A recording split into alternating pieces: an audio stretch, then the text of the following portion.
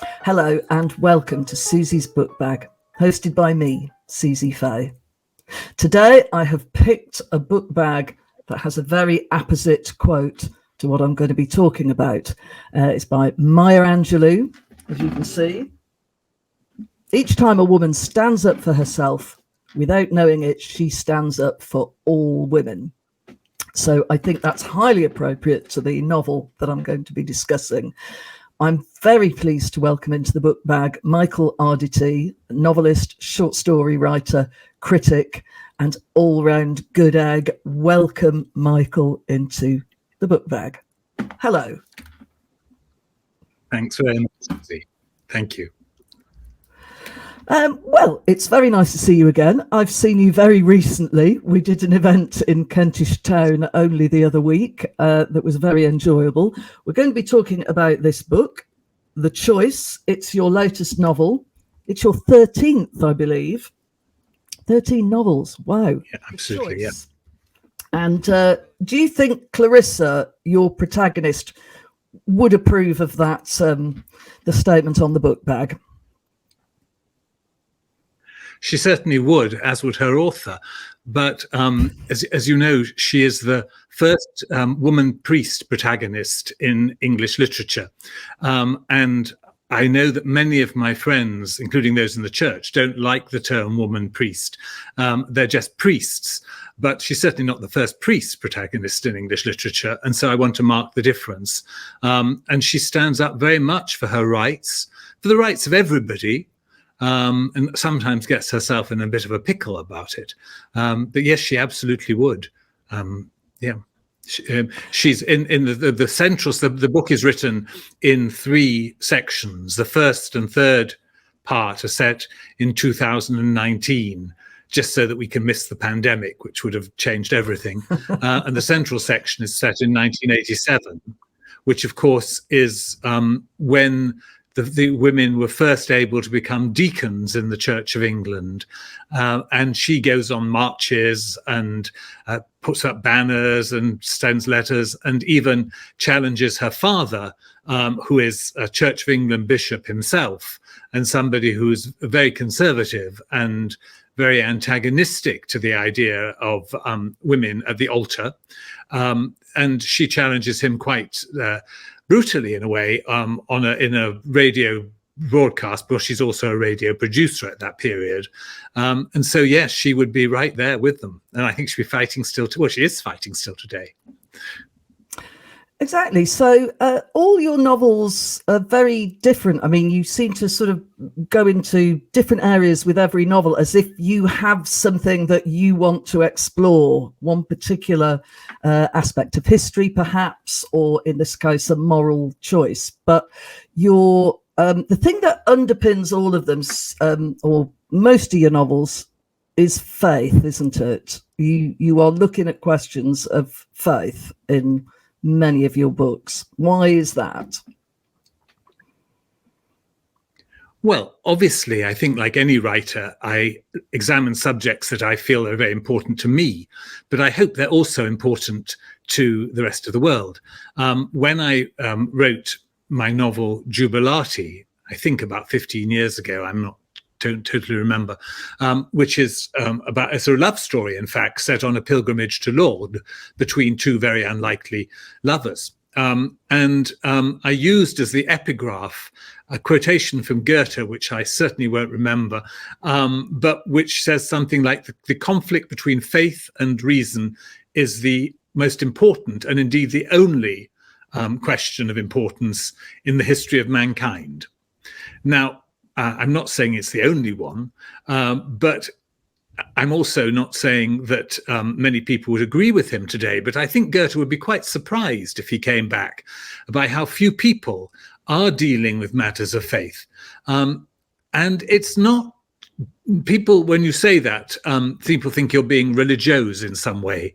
Not at all. I think it's through people's faith and often their lack of faith. There are many people who have very antagonistic to faith in my novels, that you get to know something really deep about them. It's also a great source of comedy. and has been throughout English literature. Dr. Goldsmith, Reverend Elton, in classic novels, let alone Trollope's novels, because the discrepancy between what we are and what we'd like to be and what we think we are and what we profess to be, which is, of course, one of the great sources of comedy, is never far off in the church. It becomes, like everything else, much more extreme in that case. So, yes, it has lots of riches. And also, it is still very important to many, many people. There's still about half of the country, even in the time that we now call ourselves very irreligious often, and so few people go to church. But about half the country professes to believe in some sort of creative power, spiritual being, in obviously different faiths, because we live in a multi-faith society. But whether that's the various Christian faiths, whether it's Judaism, Islam, Hinduism, all the various faiths, there are many, many believing people. And there are many, many people who find that their own personal faith is in conflict of the tenets of their religious authority. I mean, that's, to me, I'm most aware of that in the Church of England, and because obviously it is still the established church, it's the one that's written about the most. But whether it's on matters of sexual morality, whether it's on matters of things like immigration, whether it's on matters of investment in companies that may be involved in fossil fuels or whatever, individual Christians or Jews or Muslims or whatever faith is often at conflict with that of their religious authority. And that's another thing that's very important. That's certainly very significant in The Choice, because Clarissa, of course, is a priest and a rector, in fact, of this church in what I have to say is a fictitious village in Cheshire. And she has to abide by the authority of the church. And when she comes across behavior which is prohibited under the church's safeguarding rules, at the very beginning of the novel, so I'm not giving much away, she is obliged to report it. And yet this is the people, one of the people involved is the husband of her closest friend, and the other is a great friend of her son. And they both say that it was completely consensual. And so she finds her conscience often at odds with the authority of the church. And that is the first of many moral choices that largely she, but also other people, have to make in a book, which is, of course, called The Choice. The last choice, by the way, has to be made by the reader, but that's a different issue. Well, exactly, yes. I mean, you're opening up these ideas rather than telling people what to think about them, but that's what the novel can do. It can take what could be a dry theological point and make it into something emotional, something that we feel. So that's what I think is so enjoyable about The Choice. I mean, you have a variety of great characters in this little village, and it seems to me that a lot of it must have been very enjoyable to write. Well, I mean, I sometimes hear friends of mine talking about the torture of writing novels, and I sometimes then wonder why they do it. Because, I mean, you certainly don't do it for material gain. At least you don't if you're me. I'd quite happily have some material gain, but I don't seem to get it. And of course, there are terribly difficult things, and it is emotionally and intellectually very demanding. But it's a great privilege to be able to do it. It's a privilege to be published. It's a privilege to get letters from people, and sometimes not letters from people, but just to move people and to, excite them and to challenge them. All that is a great privilege that we have. But I certainly wouldn't do it if I was in agony every day. I might have done when I was young because I would have wanted to prove something, but now I think at my age I want a slightly easier life, and I do enjoy an awful lot of it. There are, of course, there are great difficulties and plot, and sometimes characters behave the way that you absolutely don't want them to behave in order to carry on the plot of the novel. And then you have to decide which comes first. Or if you're very lucky, you can make them both go hand in hand. But so, yes, it was fun to write. And I often like writing these group scenes where there are people in meetings, where there are people in group situations. The difficulty is then to try and vary it and make sure the reader knows exactly who's who and who's saying what, without, of course, making it too sort of explicit. But no, it's great fun. And of course, the joy of the novel is it's such a compendious form that you can have, as I do in The Choice, I have two parts of it are written in the third person and the past tense, and the central part, which is Clarissa's own narrative, is written in the first person and the present tense. And I think it meshes well. I hope so. And you can do so many different things with it. I've just been reading a novel which has lots of poetry in it, and everything can you can do so much, and as long as it's truthful, and as you say, it's not didactic. If you say that you've written a novel of ideas, and I hope I have to some extent, I've also hope I've written a novel of emotionally satisfying characters and their relationships. And it's not just to sort of flesh out the ideas, but a novel, the difference between a novel and an essay is that the ideas are being felt and lived by real people, or real fictional people. And so that's what enables people to respond to them. And that's what enables me to respond to so many other novels. In terms of the dual time frame, the 80s scenes not only take us back to a time when Clarissa could not follow her heart, she could not do what she wanted to do, but it also takes us into the era of AIDS, and that's an important thread in the novel as well. I mean, does there come a moment where you think, oh, I can do two things here? Or was that always going to be part of the storyline? Yes, I think it was, because I wanted to get given various different aspects of the novel concern different responses to relationships. And I wanted to have a gay relationship. In earlier novels, I focused more directly on gay relationships.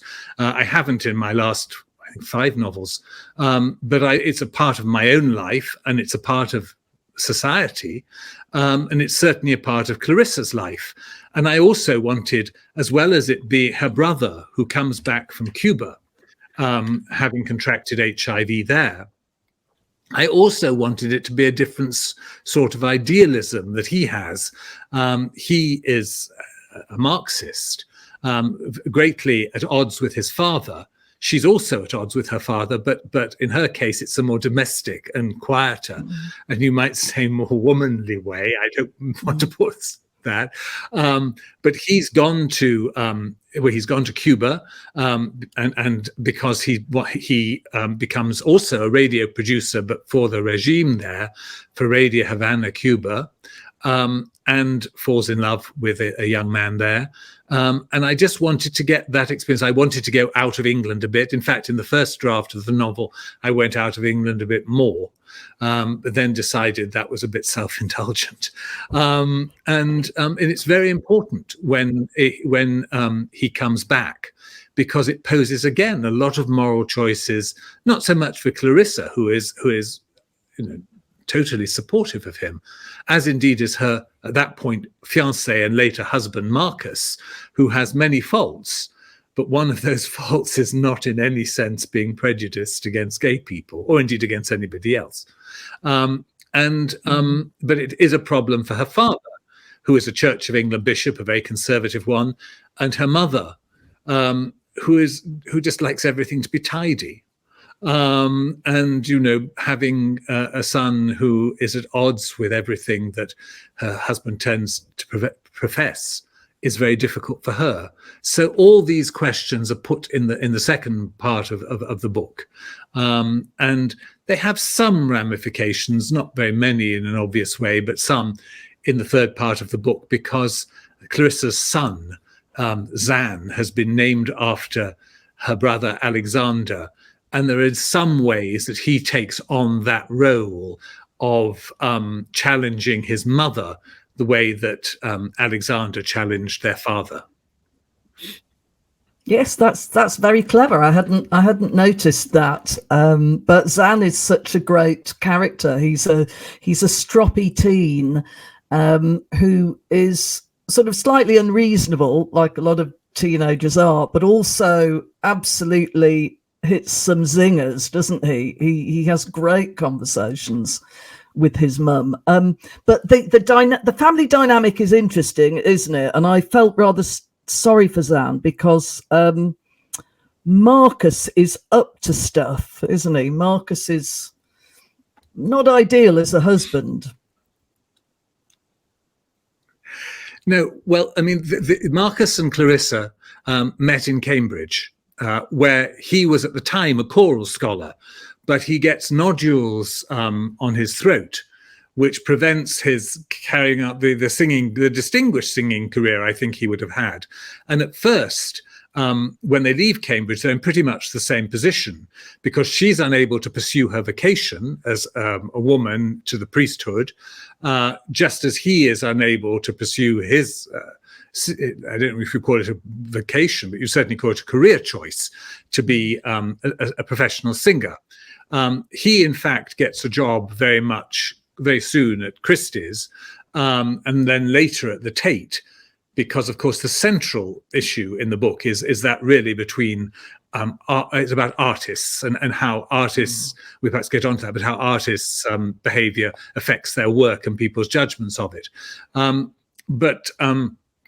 So Clarissa and Marcus are together. They have a tragedy, which I don't perhaps want to spoil, in the second part of the book, which in fact binds them together. It might not have done. I know it in many cases that sort of thing doesn't bind people together. And he loves her, but he feels that the church is getting apart from her. He's also a man who is attracted, I think, strays quite easily, as many men do, he sort of finds the demands of her congregation when she's just starting as a priest in Putney. In fact, he finds that very inconvenient sometimes, and he hates being referred to as her spouse. And there's an awful moment for him when the area dean's wife, I think, asks him to meet all the other wives, spouses, and do something. I can't remember what they have to do, but it's something like raffia or flower arranging or something, because he's the first husband of a victim. But he does fall for a fellow curator at the Tate. And Clarissa moves to Cheshire from Putney, where they've obviously lived, partly, I think, this is to ease the strains on the marriage, partly to be with near her parents. Her father has died, and her mother is a very demanding woman, and though she wouldn't admit that, and is on her own. And partly it's a new challenge to be, and also she thinks it would be healthier for Zan to grow up in a tight-knit rural community than in South London. But she decides that actually she wants the marriage to continue. It's her decision, and she acknowledges, and he I think rather not cruelly, but predictably, whenever there are problems, goes, but it was your decision. You wanted to keep it like this. And she does for many reasons. She doesn't want to, it is quite an imposition for this rural community to have their first woman at the altar. And she doesn't want it to be a divorced woman, which would create more problems. And so he is in London 5 days a week, and in Tapley, that's my fictional village, 2 days a week. And it does cause problems, and it causes problems for Zan, who is at an age, he's 14, and he's at an age where he sees most of the adult world as hypocritical. He certainly sees the church as hypocritical, asking, sort of saying, blessed are the poor, and yet owning vast estates, all the obvious things that children and adolescents hold against people. I'm sure I did, and in fact, I'm sure I did quite long past adolescence. He's able to accuse his parents of hypocrisy, especially whenever they challenge his own behavior. And I think that's very truthful to the way that young people behave. Understandably. Yes, those scenes that have a lot of dialogue where people are thrashing out sort of their ideas and emotions are, there's a lot of social comedy, but it's also, there's deep meaningfulness underneath it as well. So at every point in the book, I think we are faced with, what would I do, and what do I think about that? Let's get on to the art side of the book, because I wanted to ask you about the character of Seward or Seward. How is it pronounced? The artist, the naughty artist in the book, Seward.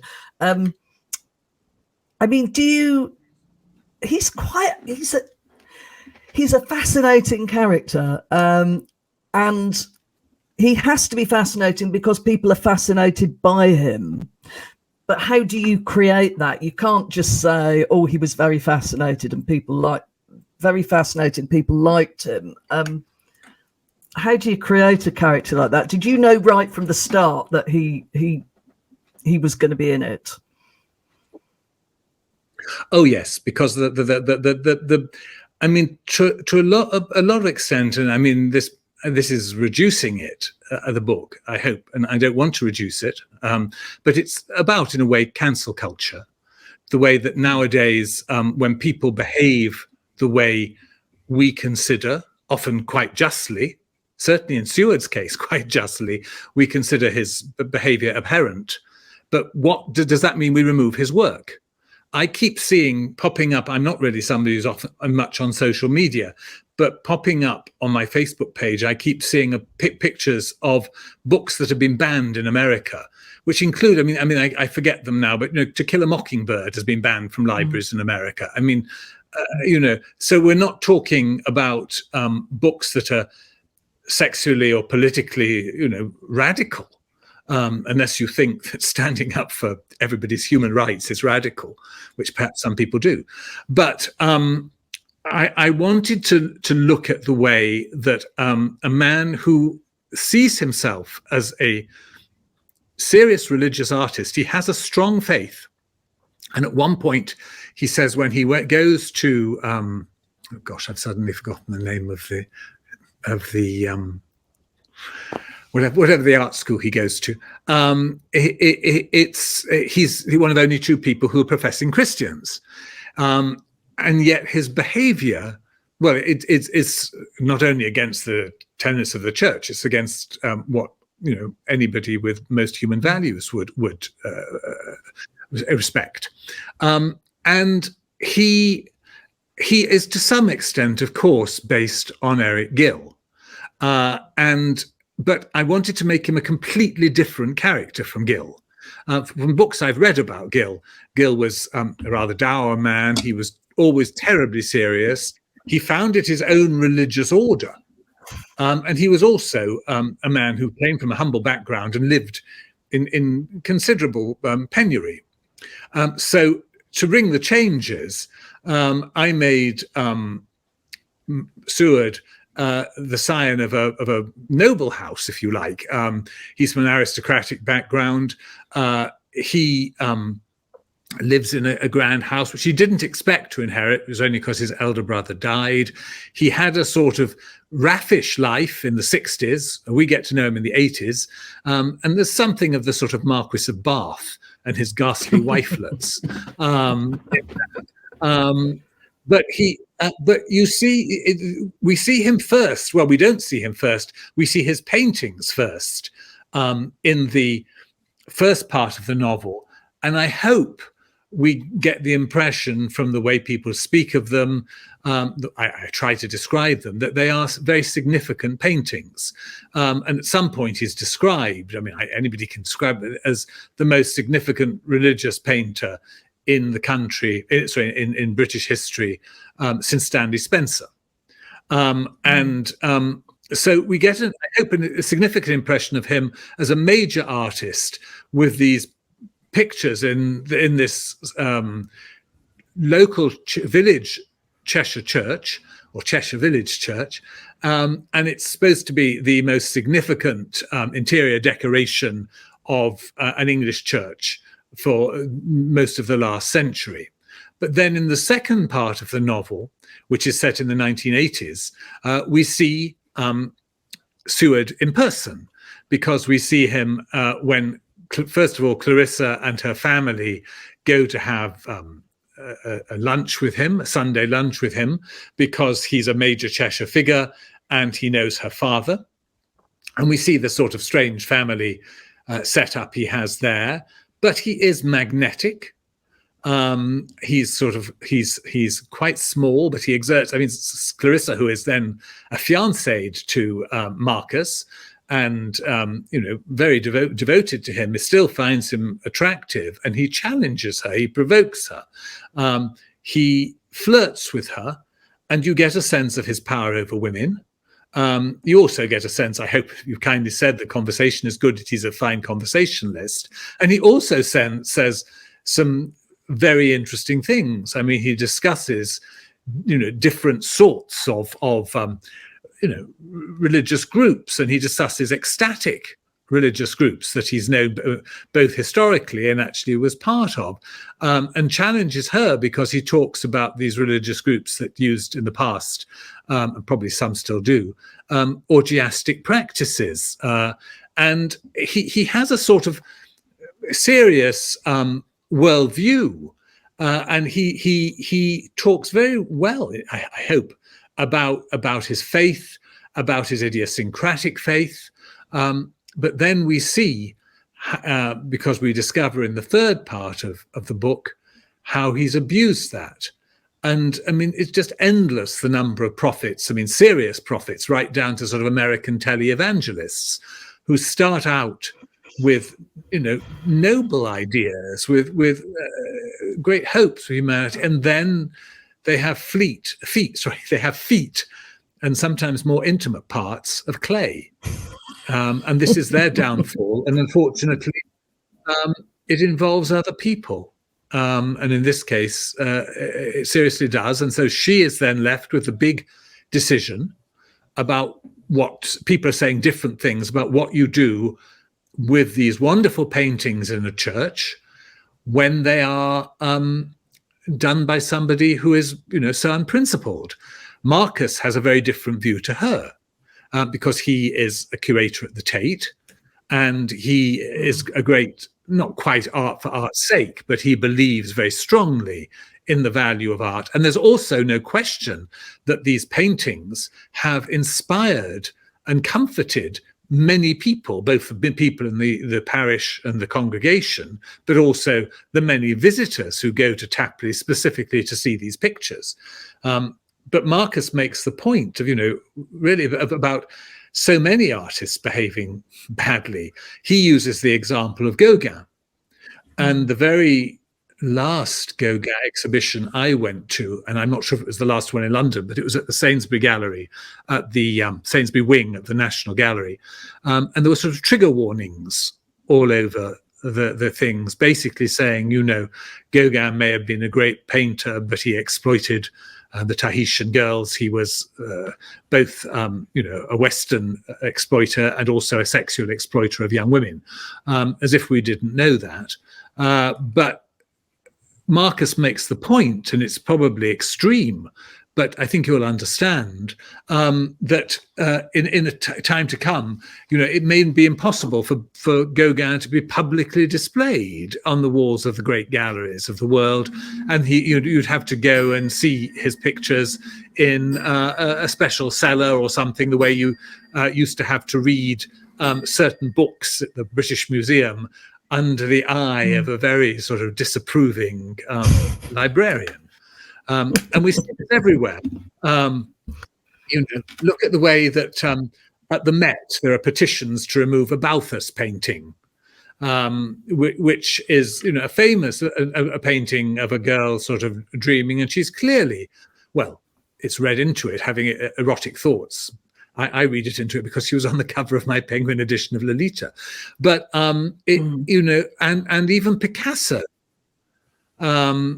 who certain Picasso behaved dreadfully to women, most of whom I have to say accepted it. Maybe that was because of the times, or because they were happy to be with a man of genius. I don't know. But does that negate his paintings? You tell me. I mean, it's a very dangerous road to go on. Exactly. Well, I think you've done a wonderful job in describing these paintings that don't actually exist. You almost feel that you can see them in your mind. I mean, the central figures are Adam and Eve, and the way that he's chosen to interpret the story of Adam and Eve then becomes part of the story of the choice. And you go into a fair bit of theology. I wondered whether you have to check all your theology. You have people in the church who read things for you and maybe say, well, it's not quite like that, Michael, or you need to word it this way. I mean, theology is part of the discussions that characters have. I think many people in the church would think it's not quite like that, Michael, in terms of the theology. I have some, I'm quite idiosyncratic about, but then I discover that many, actual practitioners in the church are as well. What I don't check on the theology on the theological standpoints of the various characters, and they have very different ones. I mean, Clarissa's is very different from her father's, which is also very different from the very misogynistic Anglo-Catholic Father Vincent, who was her predecessor, but who is still hanging around. Actually, that's not very fair to him, who still comes to talk to friends in the parish. The theology, such as it is, which again is rooted, I hope, in the characters. These are particular characters, have these particular theological viewpoints.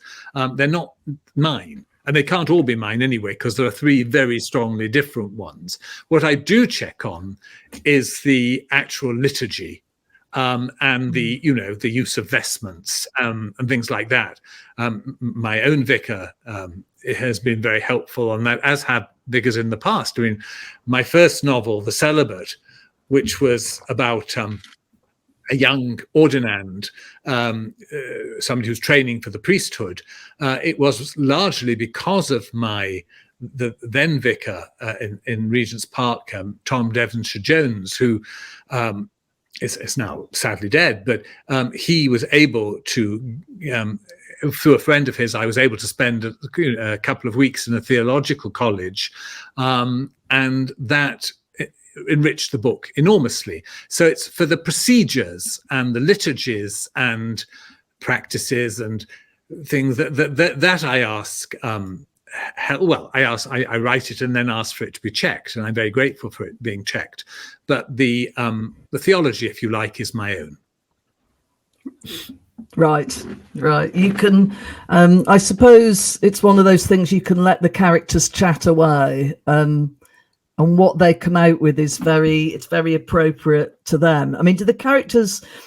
You've actually mentioned this, that sometimes the characters don't do what you want them to do. Do you kind of slap them into line if that happens, or do you think, this is interesting, I'll see where they're going? A bit of both, to be honest. And it also depends on the particular book. It depends how important it is for me to have a very tight structure to a book. Jubilati, which I mentioned, has the two central characters, an atheistical TV producer and a believing wife of a disabled man, and they tell this the same. They tell of their meeting and the same story over the week that they're in Lourdes, and he tells it. I can't remember which one of them tells it forwards, and the other tells it backwards. So, one goes, Monday, Tuesday, Wednesday, Thursday, Friday, Saturday, and the other goes Saturday, Friday, Thursday, Wednesday, Tuesday, Monday. And of course, the big problem for me was when they actually met on the Wednesday, which was and to check the thing. And so with that, I then had to change things. I had to go back, and whichever one of them had gone forwards, I had to change stuff. But that I had to keep a pretty tight thing. But in terms of a love story where you had two people who you knew were going to be antagonistic, at least in their beliefs towards one another, that was quite easy. With the choice, that there were considerable changes to the way peoples behave and the way, whether Clarissa would stay with Marcus, whether things would be revealed, when they would be revealed. There were big changes that came. It really does depend on the book. The novel I wrote before The Choice was called The Young Pretender, and that told the story of a young child actor, Master Betty, at the very beginning of the 19th century. And though actually very little is known about his life, so I had an enormous amount of scope for the various individual chapters, I certainly know the arc of his life, and that was the whole point of writing it.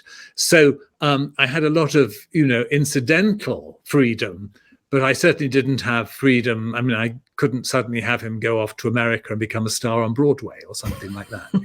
That wasn't possible. So there we are. Yeah, well, that is a wonderful novel, The Young Pretender. And, as you say, Master Betty was a real extraordinary phenomenon in the early, he's sort of the 1810s, isn't he, somewhere around that time, or sort of early 19th century. And were you looking at the kind of the evanescence of fame in a way with Master Betty, because he was probably one of the most celebrated people of his time, and yet now I guess hardly anybody's heard of him? Absolutely. Both the evanescence and also the dangers, and particularly with children, because there are child stars. We still see them, and they have a particularly rocky path to follow, and also, but it was a way of examining the exploitation of children without doing it through contemporary child abuse lens, if you like, because there's no question that Master Betty was very exploited. But I also wanted to try and look at this figure who was so incredibly famous. It was said, by somebody that I can't remember who it was, but somebody quite well known, that Bonaparte and Master Betty divide the world between them. And it was probably true that apart from the royal family, the only person who was more celebrated than him at the time was Lord Nelson, who dies during the course of my novel. So I wanted to look at all those things, and it was just a fascinating story. This young boy of, I forget, I think he was, certainly 11 when he started and 15 when he finished his last tour at Covent Garden, but he was really 13 to 15 was his sort of heyday, who played the great Shakespearean roles. And you can just about imagine a boy of 13 or 14 playing Hamlet as a sort of schoolboy and playing Romeo, because that's actually almost his age. But he played Macbeth and Richard III and a lot of generals and things in plays that we have rightly lost, like Gustavus Vasa. and Tancred and Sigismunda. These rather ghastly plays that I read so that nobody else will ever have to. But it was just extraordinary that this guy was fated by society, and then they dropped him so quickly. It was as if they'd all been involved in a terrible madness, and they wanted to wash their hands of him more quickly than their friends, and it was really rather tragic. Though he lived to a ripe old age, in fact, that comes into the book. So yes, so in that case, I was restricted in the what I knew about his life. I mean, I tried to be very truthful to the facts of his life, but they're very few and far between. There are enormous numbers of hagiographies were written about him during the short period, the 3 years of his fame, but they almost all say the same thing. Our hero was born in Lisbon, in Ireland, or in Shropshire, or wherever, and tell us that, just talk about his roles. And clearly, there was absolutely no law against plagiarism at the time, because you do see the same phrases and indeed paragraphs cropping up in the various pamphlets written allegedly by different people, though I suppose they could all have been written by the same person under various pseudonyms, because he's certainly making a mint. So yes, it was a fascinating thing to explore. And was you've done a lot of theatre criticism in the past. Was that how you came across the story of Master Betty? Was it kind of studying just theatre history in general? No, I'm afraid I was a rather lax critic. I didn't study very much of the history. I just went along to the shows. But I did go, when I was a schoolboy, to a wonderful exhibition at the Hayward Gallery called the Georgian Playhouse, which was full of pictures of Kemble and Mrs. Siddons and drawings of the caricatures by Gilray, and drawings of the various Drury Lane and Covent Garden theatres, several of which burnt down. And there was a whole wall devoted to Master Betty, and I was probably about Master Betty's age then. Maybe I saw myself playing Hamlet on Covent Garden stage. I don't remember, but it fascinated me. And that's one of the ways, one of the inspirations for books. I got an inspiration for another novel, my novel, A Sea Change, when I went to the Holocaust Museum in Washington. And there, amidst the many horrific exhibits and, most famously, the displays of shoes, which seemed to have a sort of visceral effect on all the visitors, there was a half a wall devoted to the voyage of the St. Louis, which was the last major exodus of Jews from Germany in spring of 1939, and this ill-fated voyage that went to Cuba because the Cubans had given these people visas to enter, but Goebbels' spies had been working there, and so they weren't allowed to land, and so famously, they were in the harbor for 2 weeks, and then they had to wend their way back to Europe because the Americans wouldn't take them. And of course, some went to Belgium, some to Holland, some to France, but only the people who came to England or Britain were safe. But again, I kept I was absolutely truthful to the events of the voyage, but apart from the captain, everybody else was somebody I invented. I was told from the point of view of a 13-year-old. Well, it was told from the point of view of a man, an elderly man, telling the story of himself at 13 to his grandchildren, because he was somebody who had come to Britain and escaped. But the reason, sorry for going on about this, was that I got the inspiration for that from being in a museum, just as I got the inspiration for The Young Pretender a long time, even earlier than for A Sea Change, from being in the Hayward Gallery. And things come in so many different ways. The choice, I wasn't in any gallery, though I do go to a lot of galleries. So, yeah. But you mentioned Eric Gill, and I don't know if the famous statue of Prospero and Ariel, which is on outside Broadcasting House, I mean, somebody took a hammer to that, didn't they, fairly recently, on the same grounds that we've been talking about, that Eric Gill is a bad person, and this actually, I mean, he also designed typefaces, didn't he? He was a really remarkable artist. Yeah. Well, interestingly, the chipping of the foot of Prospero and Ariel, well, of Ariel, I think, was the same week that the choice came out.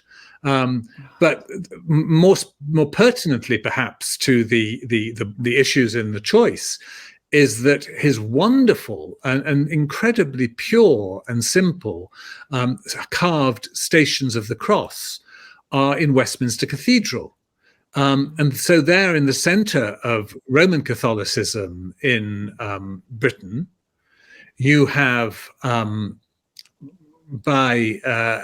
as we know from Fiona McCarthy's biography and now others, a man who had incestuous relationships with his young daughters, and who even had sex acknowledged in his diaries with his dog. And, you know, does that, I mean, I find those Stations of the Cross incredibly moving. And in fact, in a horrible sort of way, perhaps not horrible, but interesting sort of way, I find the fact that they were done by a man who transgressed the moral code so explicitly, in a funny sort of way, it makes them more moving, because there you have, and I'm not suggesting, therefore, that all artists should break the moral code so that their work becomes more moving to people. But in this context, you know, there you see Christ, if you like, taking on the cross, and in traditional Christian iconography, he's taking on the sins of the world. And those are being carved by a very great sinner. But people, I mean, I myself, I can try, and I know other people because I've spoken to them about it, find those carved Stations on the Cross incredibly moving and inspiring, and they work on us the way that all great art does. It enriches us. It you know, perhaps creates and enforces our own spiritual journeys. Do we remove them? I don't know. You know, that's the choice. Interestingly, that's the choice. Yeah, and as I said, one of the choices in the book. Yeah. Exactly. When you come to write, you've talked about cutting things out. I mean, is there a kill your darlings moment when you're writing, when you realise a chunk has just got to go, something that you love just isn't working out? How do you plot things out? Do you have a whiteboard and, you know? Oh no, I don't have anything like that. I try to plot each chapter, you know, have a structure for a chapter before I come to it. But I'm now writing a novel in two parts that takes place over quite a lot of the 20th century, and I'm writing the second part. And I'm not really, I mean, I've just decided, you know, that some of the third part has got to take place in Argentina. I certainly didn't know that when I was writing the first part. So, and I have cut, I tend to cut as I go along, because I tend to write, because I tend to try and write several drafts of a chapter now, because I think when I first started, I wrote a whole first draft and then spent, you know, a year redrafting it. And I find that a bit, I don't know, difficult now. The rewriting, the perfecting part, and I'm certainly not alone in this, is the in some ways the most enjoyable part, because, you know, if you've got your tightrope and you're walking along it, and now you can do some tricks and hold up a bar and walk with one foot and do a somersault. And you know you're still on that same tightrope. because, and hopefully you've also got a large safety net. That part, but yes, I tend to, and I've just cut a huge chunk out of this new novel, which I spent a few days trying to keep it in, knowing, I knew as I tried to keep it in that I was going to have to cut it out, but I wanted to make a big effort to do that, because it was the whole point was it was an interesting thing that I discovered about a very nefarious Nazi, not an anthropologist, perhaps he wasn't, somebody who was dealing with race laws. Yeah, probably was an anthropologist. And it was a fascinating and horrific scene that I could create about it. But actually, it stuck out like the proverbial sore thumb. And so it went. Maybe a short story one day. What did you do in lockdown? What novels were you writing in lockdown? This one, perhaps? The choice, yes, because I'd already basically written The Young Pretender. That I think, written The Young Pretender. Yes, I had, because it came out in The Anointed, and my novel about which 3 of King David's wives came out during lockdown, and you were kind enough to feature it for the Authors Club. Oh, yes. So, but I'd written basically The Young Pretender, which is a short novel, by far the shortest novel I'd written. I'd written that already, and I had to do some stuff. And of course, I had to do stuff once the publishers had looked through it. But it was basically the choice that I wrote during lockdown. And, that was why originally it was going to be set, I suppose in 2021 and 2022. And I put it back to 2019 because I didn't want to have to make some sort of, spurious gestures to, oh, look, she's wearing a mask or something like that. It would have distorted. I've now read some very good novels about lockdown. But that's a completely different story. So yes, I was writing The Choice during lockdown, and to some extent my life didn't change hugely. For the first part of it, I continued writing theatre criticism, though I was writing it of things I would see online and on my television, and then I gave that up because it became pretty pointless. And I was also, I'd been writing about the theatre on and off since the late 1980s, very off for during the first 10 years of the 2000s, but otherwise I'd written about it a lot, and I've had enough. I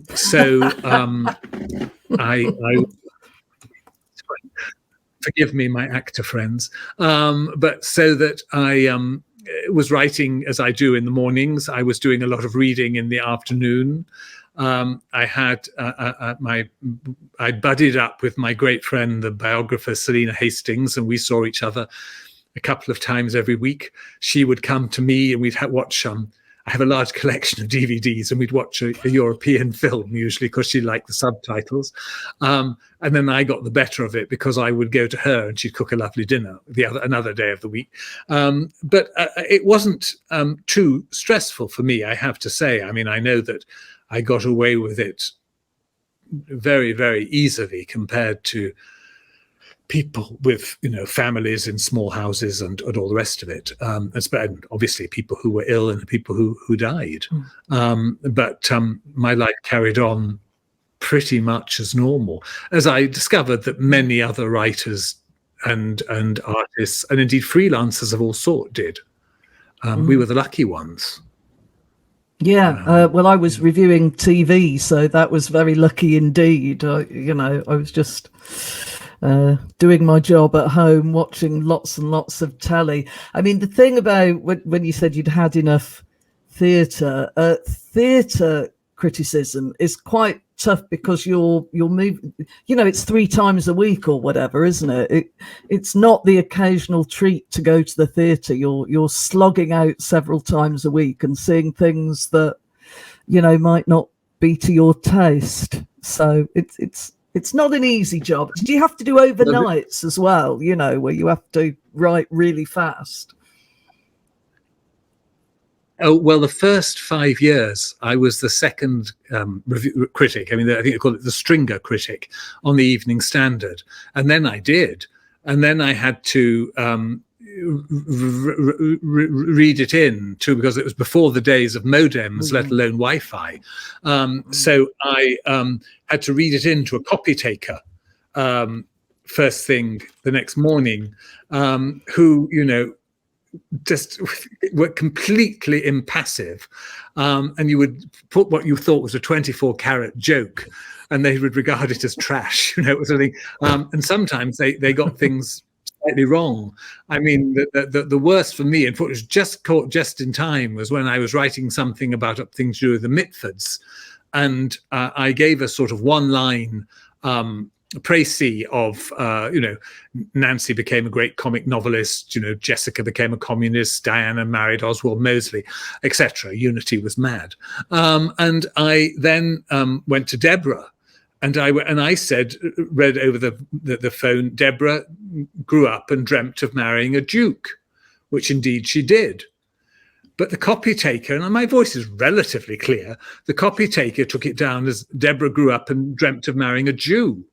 And given the, you know, political persuasion of some of her family, that would, you know, was very embarrassing. There were various things, but so I did do I was very young then, and I was writing my first novel, and it was very exciting to be sort of part of the culture. You know, that was the time when the Evening Standard was quite a serious paper, and it was very great to be part of the sort of cultural debate in London. That, you know, that sort of went after that for me. And during the end of the last 8-9 years, when I was a theatre critic for the Sunday Express, which was much less pressurized and, of course, you know, not quite so central, I found myself increasingly uneasy with many of the things that modern theatre directors do. I mean, I grew up seeing sort of great humanist productions by Trevor Nunn and John Barton and Richard Eyre and Peter Hall and, you know, Michael Rudman and all these, and Mike Alfreds. I'm just listing names, but which were, you know, where the people were at the heart of it, where they were almost like, I hope, my own novels, where their emotions, their dilemmas, their interests were at the heart of it. And I now saw things being distorted to make very obvious and simplistic political points and very obvious and simplistic, you know, points about contemporary culture. And I just thought, and also the acting has deteriorated so much, with obviously some exceptions. I mean, the very fact that you know, that so many small theatres now are mic'd. But what got me was just going to see endless idiotic productions of Shakespeare. I mean, one of the greatest things about not being a theatre critic now is that I never have to go and see a production at the Globe again, which was not only uncomfortable, but was, you know, it was just, every one was worse than the one before. So, you know, I did see some great things, and I'm very privileged to have done that. But now, really, and also that, you know, I'm less keen on the whole business of going to theatre, the way that audiences whoop if they're in a musical or anything sort of popular. Everything is given a standing ovation, which is usually now the audience congratulating themselves on being there. It's much less fun. I prefer, and in fact, the in terms of new writing, new dramatic writing. I'm not talking about new fiction writing, which is very, very fine, I think, at the moment. But in terms of new dramatic writing, it's much better for television than certainly the last few years of my time as a theatre critic. So I'm happy staying away, yes. I've done a lot of theatre criticism, and I mean, I don't think I ever need to see Twelfth Night ever again. I do like it, but it's just I think, and actually I've seen fairly recently a good Macbeth, but the same plays seem to get done over and over.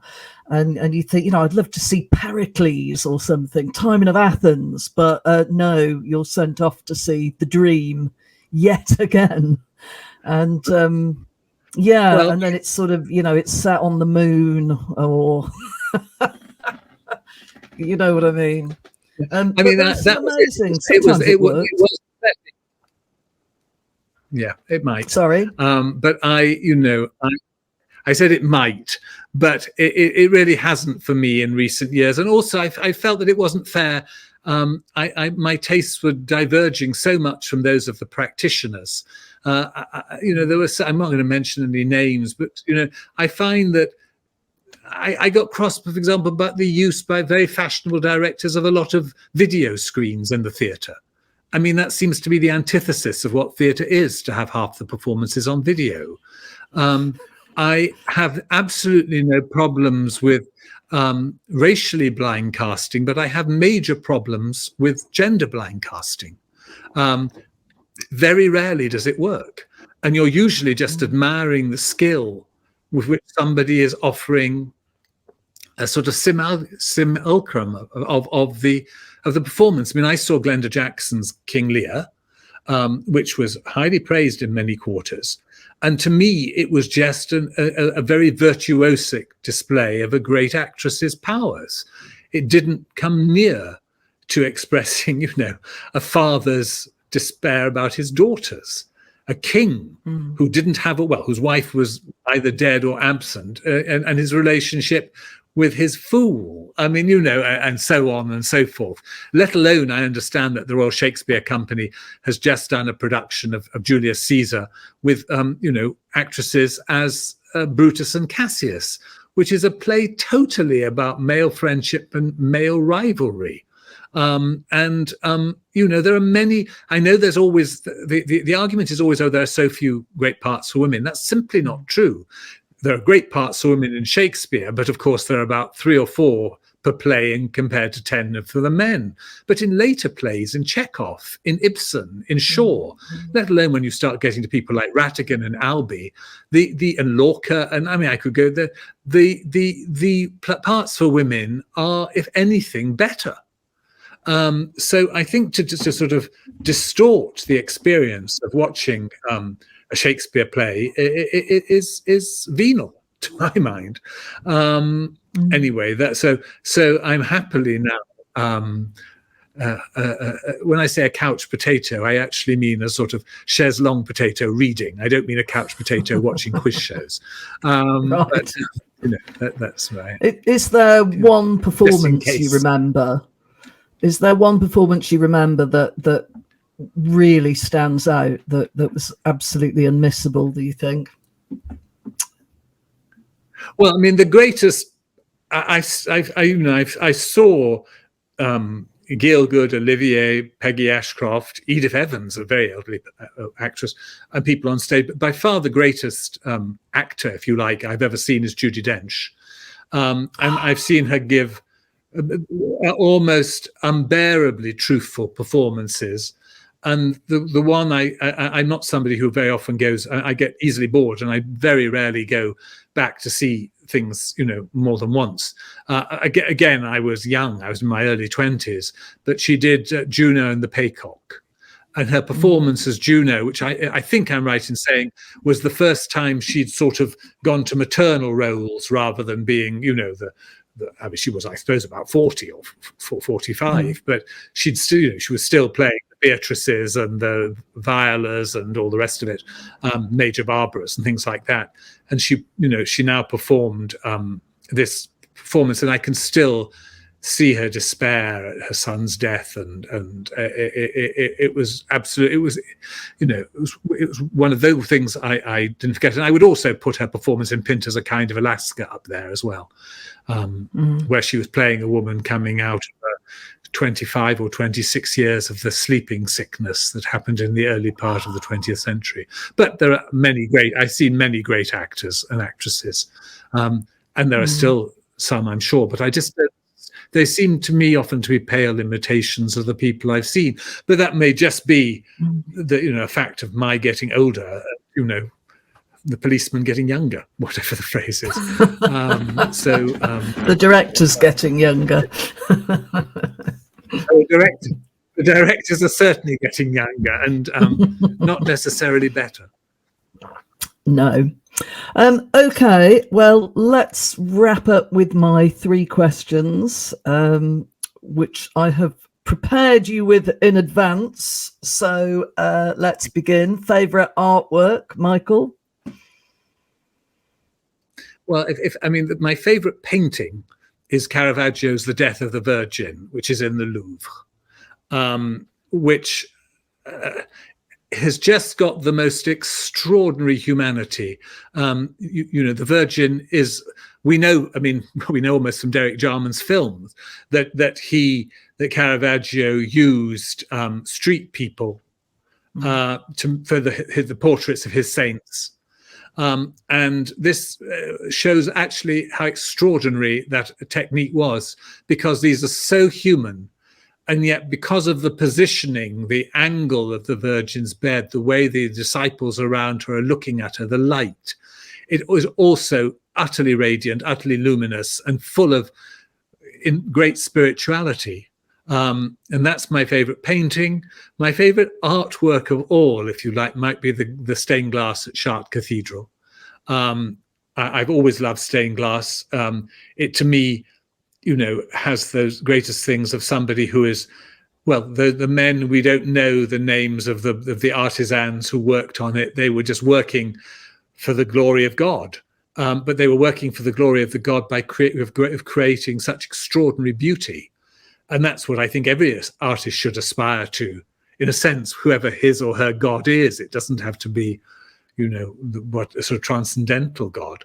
But the beauty of Chartres Cathedral, which I saw as a very young boy, because I have family who live not very far from there, and then have seen many times over the rest of my life, is something that always fills me with awe. Do you get over to Paris much to look at that painting, or was it a sort of a once in a lifetime coup de foudre? No. My father's family was French, and I have relations there, and in fact, my former partner is also French. So I have spent a lot of time in Paris and a lot of time in the Louvre. In a great deal of time, probably. In fact, I'm sure I spent far more time in the Louvre than I have in the National Gallery, partly because even though I used to spend weeks and weeks on end in France, I considered myself on holiday, which I probably shouldn't have done. So I've certainly seen that painting many times, yes. So, to my second question, which is all about a book that you feel you should have read by now, but you haven't. What would that book be? Well, I should have read Finian's Wake, but I'm not sure that I should have done, because I'm not a great fan of Joyce's Ulysses. And I think this would probably, if I were able to follow it, would probably drive me a bit mad. And I also don't believe in novels that you have to read with a sort of guide at the side. Perhaps given the protagonist of the choice, I should say I should have read Clarissa. Indeed, had I been following my English course at Cambridge more assiduously, rather than spending an awful lot of time doing amateur dramatics, I would have read Clarissa. But I think probably what the novel sequence really that I feel most shamefaced, it's a better word than ashamed, which sounds too grand, about not having read, is I've never read any Balzac. I've never dipped into La Comédie Humaine. And I think probably, and I'm sure there are huge numbers of 20th century great authors that I haven't read, but I think probably of the sort of, the canon of authors up to the 19th century, he's the major lacunae in my reading. So at some point, I will be a couch potato reading Balzac. Yeah. In the original? I hope so, yes. I read Flaubert and Zola in the original. The only, I didn't read Proust in the original, partly, I mean, Proust is one of my two great literary heroes, but it's quite complicated to follow in the wonderful Scott Moncrief translation, and there are many words that I have quite I hope extensive vocabulary, but I did have to take out the dictionary quite a few times, and I suspect that if I were reading it in French, I'd be spending more time with the dictionary than with the novel. So Proust I haven't read in the original. In fact, you can see it just behind me there, those blue and white books. But Balzac I will try and read in the original, yes. I almost thought when you said series that you might be about to say A Dance to the Music of Time, but have you read that?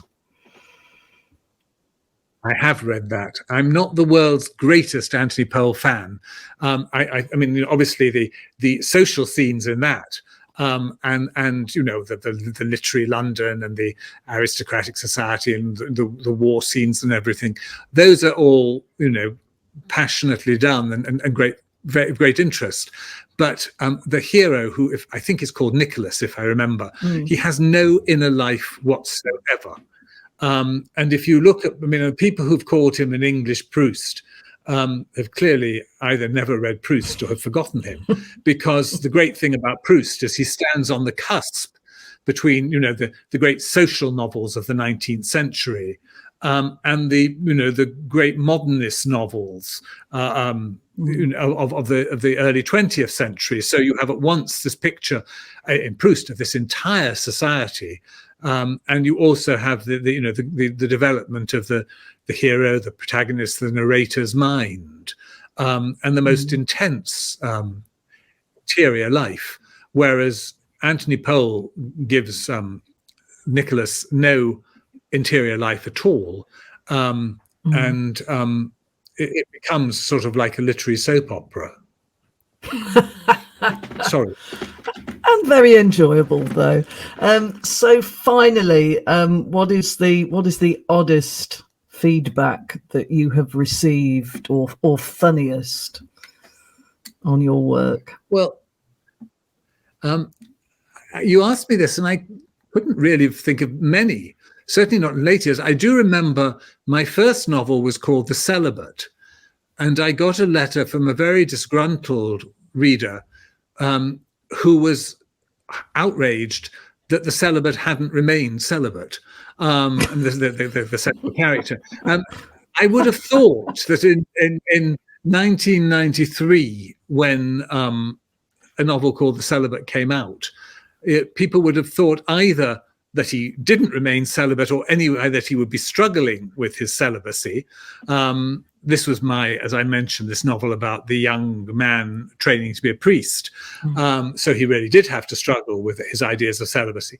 But no, this reader absolutely wanted him to remain celibate throughout, in which case it would have been a rather dull novel, I suspect.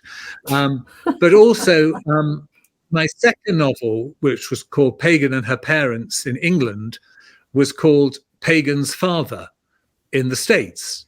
And there was a couple of very small changes. I remember, because I never read my novels again, but I remember that the beginning of Pagan and Her Parents opened with a sort of affidavit, or certainly some court document, because a lot of it concerned the battle, custody battle over a young girl between the gay man that her mother, who had appointed as her guardian, and the woman's parents. So it began with some court document which the American publishers didn't want. So there was a slight difference. But I got a letter from somebody in America saying that he'd really enjoyed both Pagan and Her Parents and Pagan's Father, and wondered when there were going to be more novels in the Pagan series. And there was nothing I could say. I mean, clearly that very slight difference in the beginning. I mean, perhaps I could have made a fortune by just changing a few of the chapters around and calling it, I don't know what, Pagan in springtime, Pagan in autumn, Pagan at the seaside. But, anyway. So I think those are the your two, own series, yes. Your own Dance to the Music of Time. sequence. Well, I'm thinking more of my own Harry Potter, but never mind. Yeah, so I think that would be it for that. Yeah. You don't read your reviews as a critic yourself? Do you read your? I do read reviews. Yes. I this time I've read them with great pleasure. In fact, the last few times I've read them with great pleasure, but I don't read my novels again. I mean, maybe in the twilight of my life, I'll be a sort of literary Norma Desmond, just endlessly rereading my own novels. But I certainly, I think I just find all the faults. And also, I wrote some radio plays in the mid-'80s. It was the very first thing I did professionally. And one was repeated last week, and several people had been kind enough to tell me that they listened to it and were liked it. And I just couldn't, even though it would be listening to other people's voices rather than, as it were, my own voice in the prose, though I hope that my own voice changes depending on the narrator of the novel. I just couldn't bring myself to listen to it again because I would just be aware of everything I'd done wrong. So, yeah. Well, you're still here, you're still writing. There's no need to look back, look forward, on to the next book, and we'll all look forward to reading it in due course. How are you getting along? How much is done? How much is still to do? More than half is done, but as I think I mentioned at the beginning of this, I've decided that a little bit of the third part has to be set in Argentina, and I think probably a little bit will have to be set in Israel. So far, the first part was set in. No, I have been. I've been to both Buenos Aires and Israel. I may have to go back to Thessalonica because that's where the whole of the first part starts, and that's where there'll be a final chapter. That I do know we were talking about, but not actually sure who'll quite be in that final chapter. But I will have to read up on specific bits of Israeli and Argentinian history. I will have to read a bit more about the aftermath of the Nazi occupation of France, and also I have to decide what these bloody characters are going to do in the third part. So there will be a sort of hiatus, which I hope is going to, if all goes to plan and I can finish the second part just before Christmas, which is, we all know about mice and men and all that, but that's what I would like to try and do. Then I'll take a break. Then I'll start, doing some more reading and research for a bit. And then I'll finally finish it, I hope, by about the next summer, something like that. But I've learned not to, I've learned not to be too sort of specific in my plans because various things come to knock you off course. But look out for The Tribe, which is what it's tentatively called anyway, in 2026, I suppose. So there we are. Plenty to catch up on before. Yeah, absolutely. Well, I shall definitely look forward to that. That will be your 14th novel, which is an very impressive roster of books, and they're all very different. So thank you very much for joining me in the book bag. It's been a pleasure to talk to you, Michael. Thanks so much, Suzi. Thank you.